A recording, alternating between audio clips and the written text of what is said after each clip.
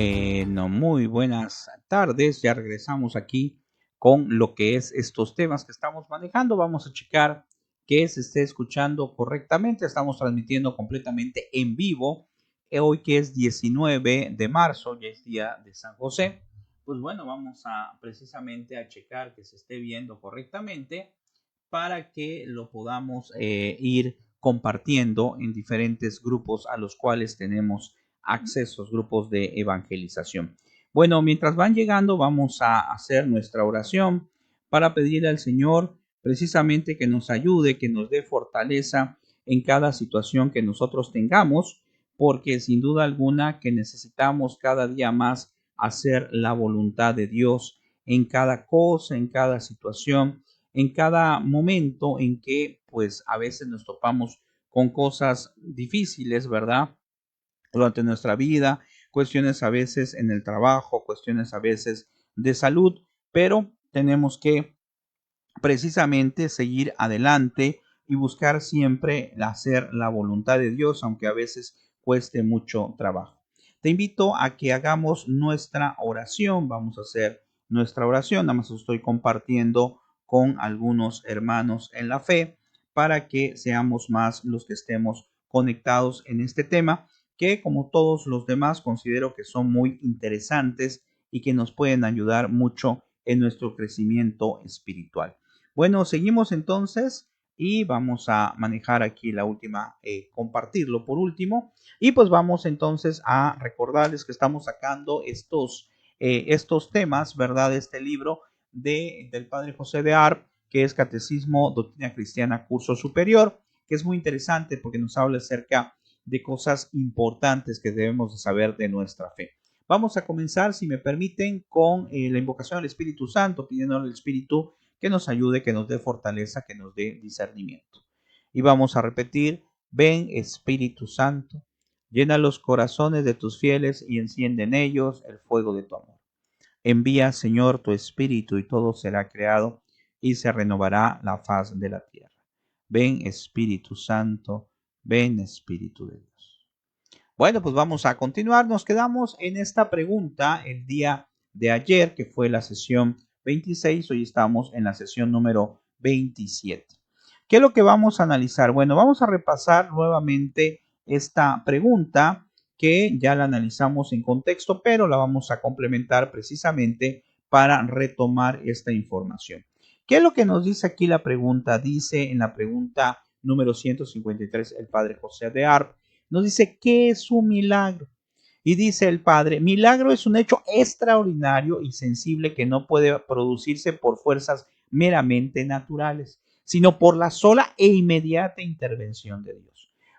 Para cualquier hombre de sano juicio es evidente que Dios Todopoderoso, fíjense qué interesante, puede obrar milagros, suspendiendo por motivos especiales las leyes físicas que él mismo dio. Claro, él es, ya lo hemos visto en los temas anteriores, es un Dios todopoderoso. Se necesita estar ofuscado con la ceguera voluntaria de la impiedad moderna para no ver cosa tan clara. Algunas veces es difícil discernir si un hecho es realmente milagroso o solo efecto de fuerzas físicas poco conocidas. Pero en otras ocasiones no ofrece dificultad alguna. Por ejemplo, nos dice el hecho de que se ha levantado un muerto, como pasó con Jesús, ¿verdad? Acuérdense que estamos ahorita hablando pues de los milagros, pero nos estamos enfocando precisamente a lo que es Jesús como Hijo de Dios, como la segunda persona de la Santísima Trinidad. Y ahorita que mencionamos esto de milagros, el día de ayer comentaba, pues que somos nosotros un milagro. El hecho de que tú estés vivo, yo esté vivo, pues es un milagro de Dios. Y a veces por las cosas del mundo, por nuestra misma situación humana, pues nos olvidamos de este milagro, del milagro de la vida, de que estemos vivos en este momento. Entonces, ahí hay un milagro, pero ayer te mencionaba que hay muchos milagros, no solamente en la vida de Jesús, que es lo que estamos enfocando, que ya hemos hablado varios de ellos, sino también en cuanto a los santos. Por ejemplo, a lo mejor tú no sabes, ayer te comentaba, a lo mejor no sabes, están ya en el canal de YouTube y en varios canales, acerca de cuál fue la razón por la cual se canonizó a San Juan Diego.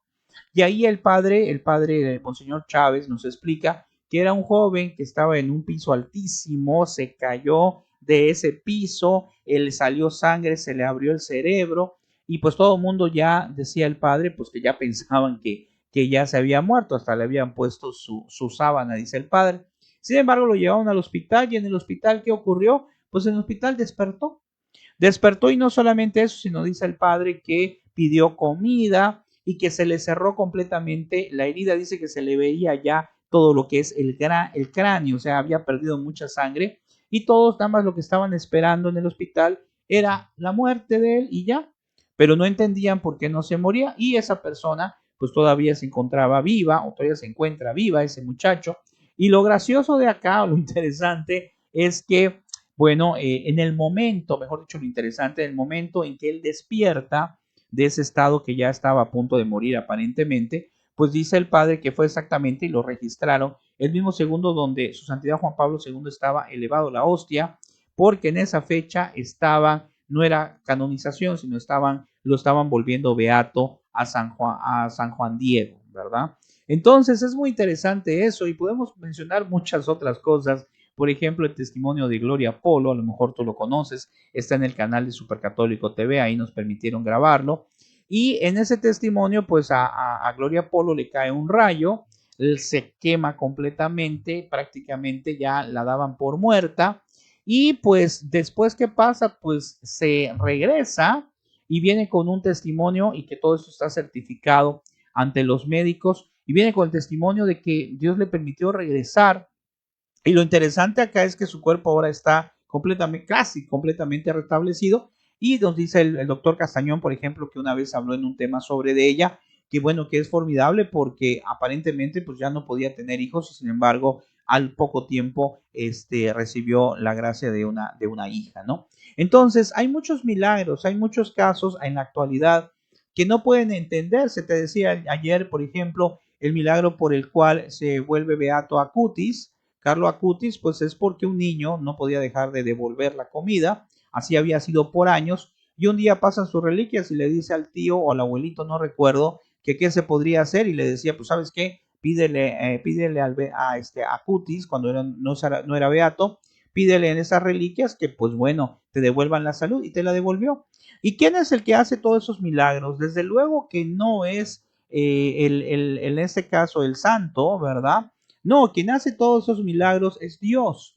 Pero sin embargo, Dios se basa precisamente de las personas, como en este caso de los santos. Recordemos también, por ejemplo, como en las bodas de Caná, pues María Santísima hizo una petición a Jesús y Jesús le concedió su primer milagro. Entonces tenemos que recurrir a los santos, tenemos que recurrir a María Santísima, a nuestro ángel de la guarda que ya mencionamos en este curso anteriormente, lo que representa o lo que debe de representar para nosotros, y en base a eso, pues recordar lo que estamos viendo ahorita, que son los milagros de Jesús, cómo Jesús hizo tantos y tantos milagros que comprueban precisamente que Jesús es Dios.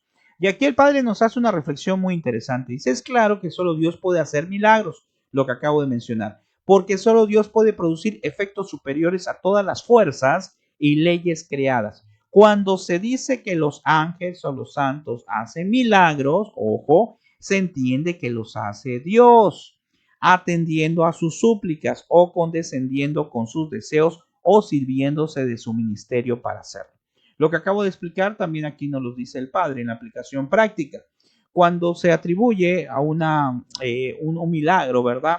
Pues no es propiamente que lo haya realizado el santo, sino es Dios el que lo ha realizado a través del santo. En el caso 154, en la pregunta 154 dice, ¿cuáles son los principales milagros de Jesús? Y nos recuerda solo algunos, porque te acordarás que en la Biblia, en la palabra de Dios, en el Evangelio, pues hay muchos milagros que hizo Jesús. Y aquí nos dice Jesucristo convirtió el agua en vino, hartó con 5 panes a más de 5,000 hombres. Ese me parece formidable. O sea, ¿cómo vamos a poder hacer que con 5 panes se vayan a alimentar 5,000 hombres, no? Calmó el viento y las olas con una sola palabra. ¿Se acuerdan cuando sus discípulos estaban preocupados porque parecía que se iba a inundar el barco? Sanó toda clase de enfermedades. ¿Cuántos ejemplos hay de que sanó gente que estaba con lepra, sanó gente que no veía, que no hablaba, etcétera? lanzó los demonios de los poseídos, acuérdense cuando lo lanzó y se fueron los demonios a los cerdos y luego se murieron, resucitó a los muertos en la vida, recordemos a Lázaro, a su muerte se cubrió de luto la naturaleza, acuérdense que nos dice la palabra que cuando él murió, pues hubo un estruendo, hubieron personas que resucitaron. Al tercer día de haber acabado su vida en la cruz, se levantó del sepulcro y subió más tarde al cielo a la vista de sus discípulos. El milagro, ¿verdad?, de la resurrección. Dice, los milagros de Jesucristo eran de tal naturaleza que toda Palestina debía de saber en realidad si habían obrado o no. O sea, fue del dominio público. Imagínense en ese tiempo, ¿verdad? Ahora pues está la tecnología del internet, ¿verdad? Y entonces hay alguna noticia, inmediatamente todos se enteran. Pero no se han fijado que a veces de repente sale una noticia y checa uno en lo que son las páginas de noticias y en una te dice de una forma, en otra te dice de otra, en otra, o sea, se va distorsionando la información. Aquí en este caso estamos hablando de un pueblo reducido, un pueblo donde todos se conocían. Si alguien ha habitado en alguna comunidad pequeña, pues habrá dado cuenta, yo he pasado en algunas, no tanto habitado, pero he pasado en algunas, y de repente cuando ocurre algo en una comunidad pequeña, a lo mejor de pocos habitantes, pues lo que pasa, todo el mundo se entera, ¿verdad? Todos saben de esto. Pues así también aquí con Jesús, todos se enteraban de los milagros, todos sabían de los milagros. Por eso en varias citas bíblicas se nos dice que la gente estaba entusiasmada, estaba maravillada y todos querían estar junto a él. El problema es que muchos de esos que estuvieron junto a él cuando él predicaba, cuando hacía milagros, etcétera, en el momento de la cruz se les olvidó todo. En el momento de la cruz se les olvidó que él había hecho milagros, se les olvidó que en verdad lo habían proclamado. Acuérdense unos días antes cuando entró con las palmas, ¿verdad? Ya se acerca esas fechas. Entonces lo habían proclamado rey. Pues todo eso se olvida cuando se dan cuenta que lo van a crucificar. Y así nos pasa con nosotros en el tiempo actual. Nosotros sabemos que Jesucristo es Dios, sabemos de su poder. Sin embargo, cuando nos topamos con problemas, entonces como que empezamos a dudar, como que empezamos a tener miedo y como que se nos olvida, como pasó en esa fecha, de haber visto todas las maravillas que Dios hace. Por eso entonces nuestra fe tiene que ser viva, nuestra fe tiene que ser fuerte, nuestra fe tiene que estar siempre orientada a tener la confianza plena en Dios, no solamente en los momentos buenos, sino en todo momento. En el 155 nos dice el Padre, ¿cómo prueban los milagros la divinidad de Jesucristo? Y el Padre responde, los milagros de Jesucristo prueban que cuando Él decía ser el Hijo de Dios, esas palabras eran verdaderas, por cuanto Dios, la eterna verdad, no puede hacer milagros para autorizar la mentira. Claro, al ser entonces Dios y hacer todo milagro, estaba comparando o estaba haciendo verdad su afirmación de que era Dios. En la 156 dice, ¿cómo confirma Jesucristo su divinidad por medio de las profecías? Dice, Jesucristo anunció de antemano, ya lo hemos visto en los temas anteriores, muchas cosas que solo Dios podía saber. Por ejemplo, la traición de Judas. Él sabía perfectamente que lo iban a traicionar. La negación de Pedro cuando le dijo que pues iba a cantar los gallos antes, iba a cantar el gallo antes, ya lo hubiera negado 3 veces. Su propia pasión y muerte, su resurrección, su ascensión a los cielos, la propagación universal de la iglesia, su eterna duración. Entonces, todas estas cosas que pues él las anticipó. Y lo que hemos visto anteriormente, pues que hay mucha información antes acerca de la venida de Jesús. Entonces, todo eso nos comprueba la existencia o la realidad de Jesús como nuestro Redentor y también como Hijo de Dios, como Dios mismo. Entonces, vean qué interesante está todo esto, porque a final de cuentas, eso es lo que tenemos que analizar. Tenemos que analizar a conciencia del significado de que Jesús haya venido a salvarnos, a ayudarnos, a redimirnos. Por eso entonces nosotros debemos de buscar ser recíprocos, devolver en cierta manera, por reciprocidad, devolver en cierta manera ese amor tan grande que nos da día a día. Y en la siguiente pregunta, en la 157 nos dice, ¿cuáles son las profecías de Jesucristo que vemos cumplidas aún de continuo? O sea, ¿qué se sigue cumpliendo? Dice, las profecías de Jesucristo que vemos cumplidas aún de continuo, o sea, en este momento, son las siguientes. Que el evangelio seguía predicado en todo el mundo, eso está en San Mateo. Claro, en la actualidad, a pesar de las situaciones que hay en el mundo, a pesar de este mundo tan complicado, el evangelio sigue llegando a las personas. Tristemente, a veces llega a través de una denominación y no del magisterio de la iglesia que fue fundada por Cristo. Y de esa manera, pues llega distorsionado en muchos de los casos. Pero el evangelio sigue ahí y el evangelio a través del magisterio de la iglesia también, ¿verdad? Hay muchos, por ahí tengo en Facebook un sacerdote que se fue a África a evangelizar. Entonces, sigue nuevamente llevándose la palabra de Dios tal como lo prometió él. Dice que el poder del infierno no prevalezca contra la iglesia, está en Mateo 16, 18. Claro, si nosotros lo analizamos, este contexto, pues se cumple perfectamente, porque ciertamente la iglesia, a través de los diferentes siglos, a través de lo que es el tiempo con lo cual ha estado y estará hasta el último día del mundo, pues entonces nos damos cuenta que ha tenido muchas complicaciones. Y no ha tenido complicaciones ahorita, ha tenido complicaciones todo el tiempo.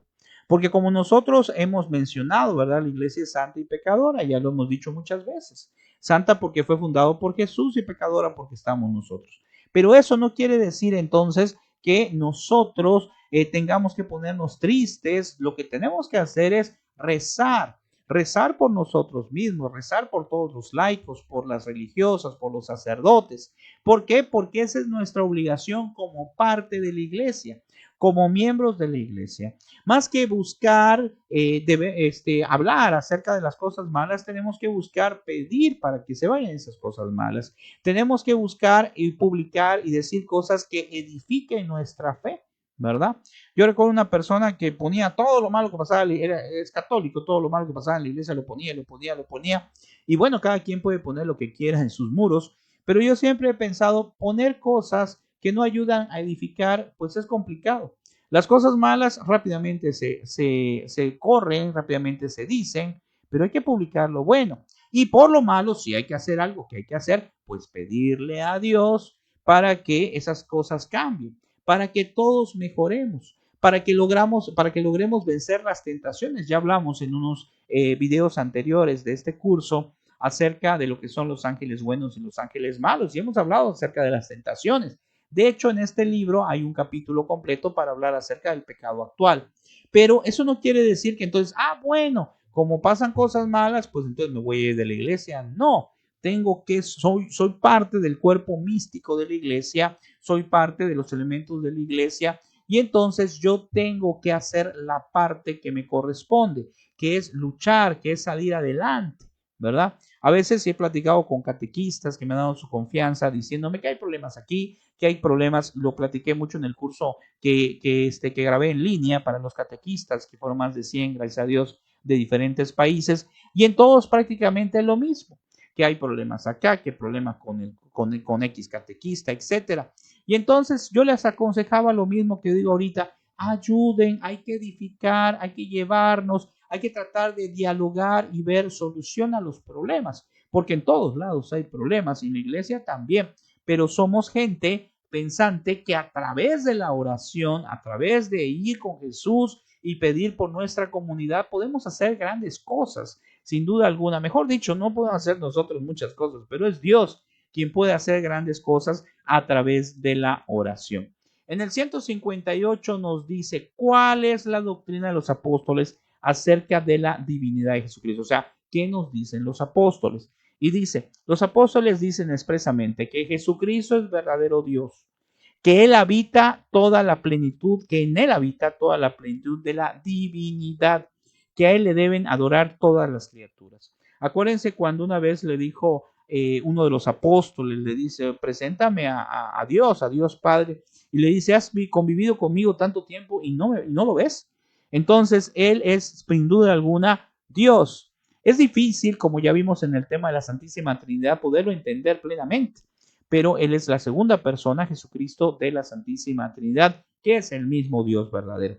Aquí nos dice: sabemos que vino el Hijo de Dios, ese es el verdadero Dios y la vida eterna, primera de San Juan. Jesucristo, el cual es Dios, bendito sobre todas las cosas, por siempre. Entonces, eso está en Romanos, ya después de lo que es el Evangelio. Luego dice: en Él habita toda la plenitud de la divinidad corporalmente. Y luego nos dice en otra cita: al nombre de Jesús se dobla toda rodilla en el cielo y en la tierra y en el infierno. Incluso, ¿verdad? O sea, porque los ángeles malos, pues conocen a Dios, claro que lo conocen. Claro que sí, saben perfectamente quién es, saben perfectamente quién es Jesucristo, saben perfectamente todo. La diferencia es que no le quieren seguir, no le quisieron seguir y aceptaron alejarse plenamente de manera consciente de Dios. Y en este comentario que nos hace el Padre, muy interesante, dice, también la doctrina de los apóstoles la confirmó Dios con innumerables milagros que ellos obraron en el nombre de Jesucristo y con el más sorprendente de todos los milagros, el cual es la conversión del mundo entero. Bueno, fíjense, fueron y predicaron en todas partes, ¿sí? Entonces, ¿cuál es la situación acá? Bueno, se nos dice en la palabra, en los Hechos de los Apóstoles, que cuando ellos deciden ir a predicar, se bautizaron miles y miles de personas. Eso es algo formidable y hasta el día de hoy así es. ¿Cuántas personas se bautizan? ¿Cuántas personas reciben el sacramento del matrimonio, etcétera? Lo que es triste es que cada día que pasa tiende, al menos por aquí por donde andamos, tiende a reducirse el número, por ejemplo, de matrimonios. De matrimonio me refiero por la iglesia, no casarse por lo civil solamente. Por eso es importante que valoremos esto. Es importante que le digamos a nuestros hijos, a los jóvenes, que se tienen que casar por la iglesia, porque es un sacramento, lo veremos más adelante, desde luego, porque es un sacramento y es la forma como el matrimonio, como los esposos, pues están juntos y unidos a Dios. No solamente es estar juntos y llevarse bien, lo cual es muy bonito, sino aquí va más allá, es vivir un sacramento donde precisamente Dios se hace presente en el matrimonio. Y vamos a terminar con esta otra pregunta del padre José de Arp, que ahora nos pregunta en la 159. ¿Cuál es la doctrina de la Iglesia Católica acerca de Jesucristo? O sea, ¿qué nos dice el magisterio?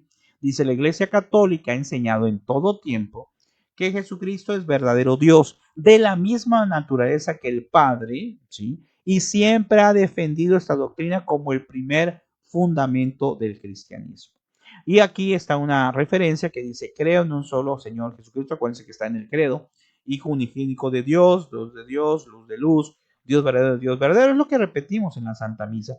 Y nos dice claramente, de la misma naturaleza del Padre por quien todo fue hecho. Y eso fue establecido en lo que es el primer concilio ecuménico de Nicea. Entonces, vean cómo toda esta información, todo esto, nos lleva al mismo lugar. Nos lleva a darnos cuenta que Jesucristo es el Redentor prometido, como dijimos en los otros temas, y que además es el Hijo de Dios, que es el Dios verdadero.